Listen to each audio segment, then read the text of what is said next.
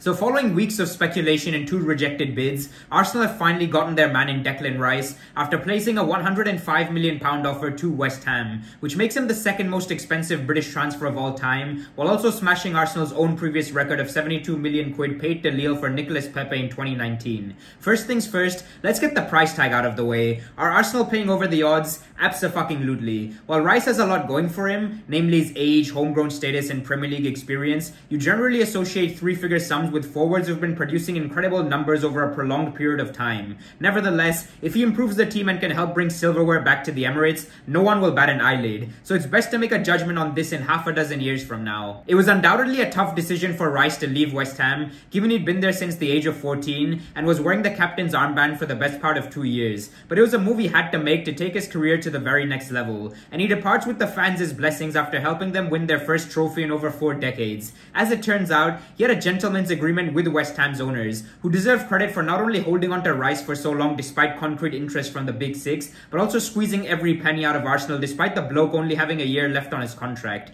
It's a bit of a strange one from Chelsea and City's perspective too. The former will be seeing yet another academy product in rival colours, while the latter's unwillingness to match Arsenal's offer despite both winning the treble and having plenty of financial muscle leaves the footballing world scratching their collective heads. Moving on to what Rice will bring to the table, he said the following about his own game. I am not just a holding midfielder anymore. I was always labelled as one that just sits in front of the back four. I really now want to see myself as a box-to-box player where I can get up and down and create things as well as getting back and helping the team as well. So while he will likely slot into that number 6 role in terms of how Arteta wants to set up, I expect him to make his presence felt in the final third too. What I love most about the lad, aside from his obvious leadership qualities, is his durability. As the old cliche goes, availability is the best ability, and Rice has made a habit of playing 50 plus games on a regular basis now. Despite being just 24, Rice has 6 years of Premier League experience, over 240 club matches, 43 England caps, and least we forget 3 Irish caps under his belt, which showcases precisely why every club in the country want him in their squad. It's not just about appearances either. His quality as well as consistency has seen him win West Ham's Player of the Year award in 3 of the last 4 seasons, and that's a truly remarkable feat for someone who operates in his position. In addition, he started to add end product to his game too, as showcased by his 5 goals and 4 assists over the course of the previous campaign. Specifically, there's numerous things that Rice excels at. What stands out is that his reading of the game is well beyond his years. You'll rarely ever find him leaping into challenges at the first sign of danger. Instead, he'll maintain good positional discipline before choosing to engage in defensive actions at opportune moments so that when he does get stuck in, he more often than not comes out on top. He's got a wide range of passing in his arsenal as well, pardon the pun, from raking long balls with either foot out wide to intricate eye-of-the-needle passes down the middle. And these very quick switches of play will be music to the ears of Saka and Martinelli, who have made a habit of leaving opposition defenders on their backsides.